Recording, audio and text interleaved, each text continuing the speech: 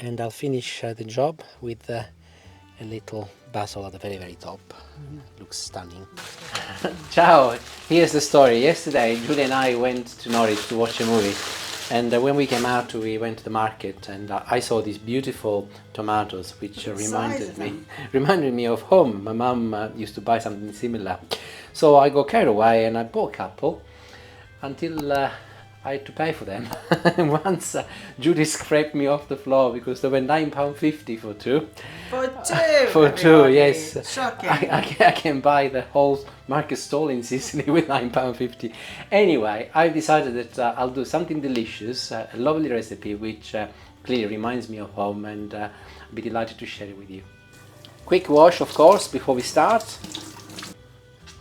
And I've got two ideas. I'll stuff this one because it sits nicely, and this one I will slice it and I'll make some tomato sort of burgers, but I'll show you in a little while. And I'm going to treat this a little bit like I do when I stuff a pepper. So I'll go at the top, maybe a centimetre and a half of a clearance, and get a sharp knife, and I'll take the top off first.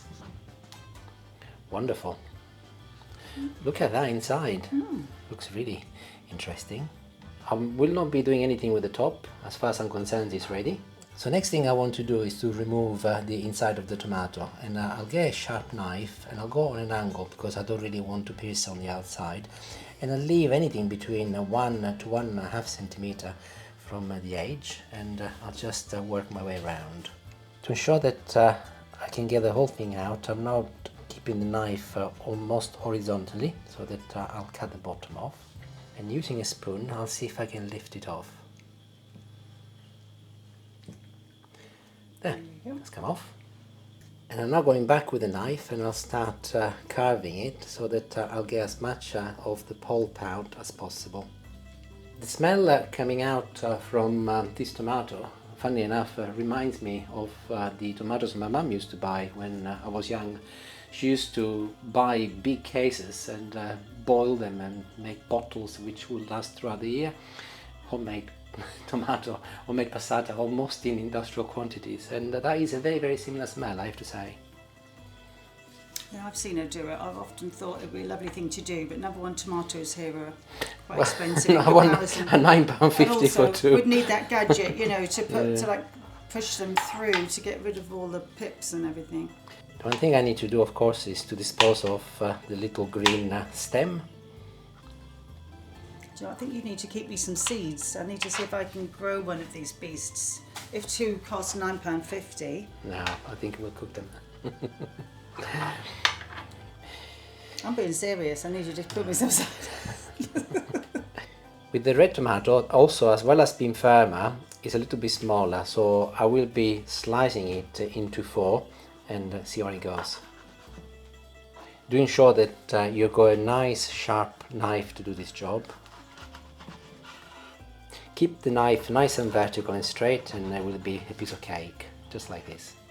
And with this one, as you can see, I've gone along with the knife, and again, keeping away 1 centimeter from the edge and just scoring it so that I remove the middle. And I will be filling these and make some tomato burgers. And don't worry, everything is going to get used, nothing is going to go to waste. This is the inside from both tomatoes. I'm just going along now with my knife and chopping them very, very finely. And I'm done. They look beautiful, and as they are, I'll pick them up and I'll transfer them into a bowl. And this is where you can get creative. I will be doing something which has got both a vegetarian version but also a meat-eater's version. So a couple of eggs,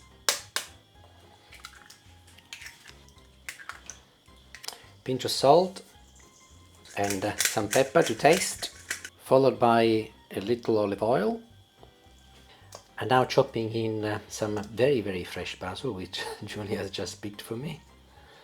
Smells lovely. Handful of Parmesan cheese, and this is a mozzarella, fresh mozzarella, which I chopped earlier. And I want to give this a little bit of a pizza sort of flavor, so I'll add a pinch of oregano.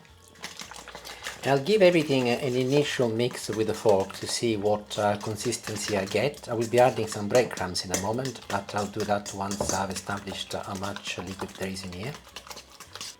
And here is my very elegant box with the homemade breadcrumbs. I made a video, by the way, on how you make your own breadcrumbs. By all means, I'll put the link on here. You can have a look if you like. And I'll put a couple in. Let's have a look. Okay, still a little bit liquidy. I don't want it too dense either, but I think a third spoon will be fine. There. And the breadcrumbs will absorb a bit more moisture anyway as they go in. Indeed. That's good. Entirely up to you if you want to make it even denser, but bearing in mind this is going to be cooking and there is egg in there, the egg will bond everything together, so that's perfect. And I'll start with the vegetarian version first, and I'll put a little oil in a pan. I quickly spread it across the base, and very gently I'm now picking up my sliced tomato and position it inside it.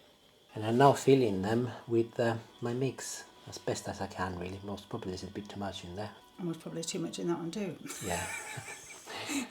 Your eye is bigger than your belly. Yeah, let's take some off. They're good, they're done. And I'll put this on the hob, and I will only cook them for most probably a couple of minutes until I get a nice firm base, crusty base, so that then I can transfer them safely into my barbecue. But I'll show you that in a moment. In the meantime, I'll get on with the second tomato. I said I was going to do this as a meat eaters version, so I will be adding now a little ham into my mix. Quantities to taste, of course. You can add sausages if you like, or you can add pancetta or bacon, entirely up to you. I'm adding some ham. Another quick mix. Here is my yellow tomato, and I will be filling it with my new mixture.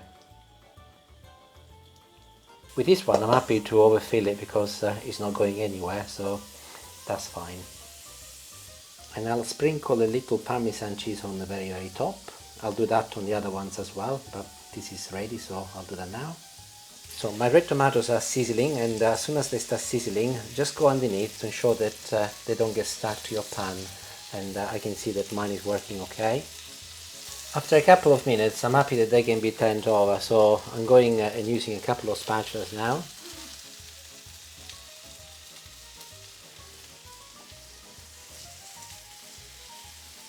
And I will leave them, I'll turn them off actually, and they're ready for the barbecue. I will be cooking these on the barbecue. That's why I'm using a cast iron pan, by the way. Otherwise, if you were doing it on the hob, you might want to use a non-stick pan, but I fancy a barbecue. It's a lovely day, and thank you very much if you are responsible for the sunny weather. We did ask for some, and you did deliver. Yeah, many thanks. When we did the aubergines. 30 degrees today, we don't know what to do with ourselves. That's lovely.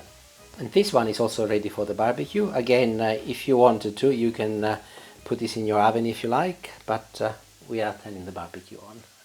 So let's go outside. My barbecue is ready. First of all, I'll turn the middle burner off so that I'll have some indirect cooking. I'll be looking for hundreds of excuses to use this, and finally I get the opportunity. So here's a little frying pan. Put it on the barbie. Add a little oil, just like I did with the other ones. And I'm going to be placing my tomato here. The reason why I'm not going straight on the griddle, by the way, is because this is quite ripe as the tomato goes, so I fear that it might just go splash. The same with this one, and that goes in the middle as well. And at the top of my yellow tomato, I'll just place it here. And before I close the barbecue, I'll sprinkle some Parmesan cheese on top of these, as I haven't put any. As I mentioned before, you can do this in your oven. I'm doing it because it's lovely outside and I like the charcoaly flavor. But maybe 20 minutes, 160, 170 degrees, and they should be ready. See you then. And after 20 minutes I'm ready. I've already taken the red tomatoes out as they were cooked. Oh, has it gone? Yes, as I suspected, it was very mature, so it's actually opened up a little, but that's fine. I'm going to pick it up and leave it to cool down for 5 to 10 minutes, and then we will see what it looks like on the inside. So I'll leave it here just for 5 to 10 minutes. And we are ready. 10 minutes have gone, and I've actually decided to leave the orange tomato inside my little cast iron pan because it's too ripe. And ideally, if you can get hold of something which is less ripe, it would be okay, but it looks okay. And I will be firstly putting one final touch of olive oil over everything. On the red tomato, by the way, I sprinkled some parsley as well. And I'll finish the job with a little basil at the very, very top. Looks stunning. Looks lovely. Little water first. It's really hot. And I'll try some. We'll go for this one first. The vegetarian option.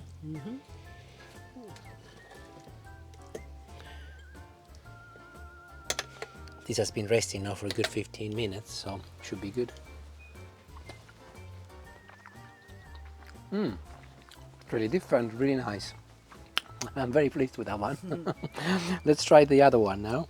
Let's see what happens if we cut it in the middle. It's quite moist and liquidy, so I'm pleased I didn't get it out of the little pan, but let's see what it tastes like. Oh, look at all that cheese. Let's melt it. Wow.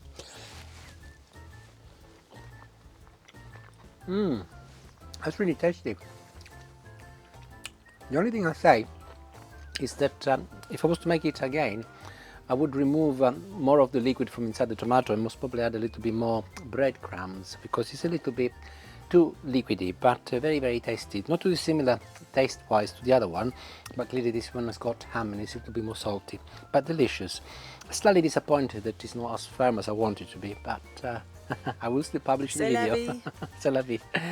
Arrivederci, grazie. See you later. Bye.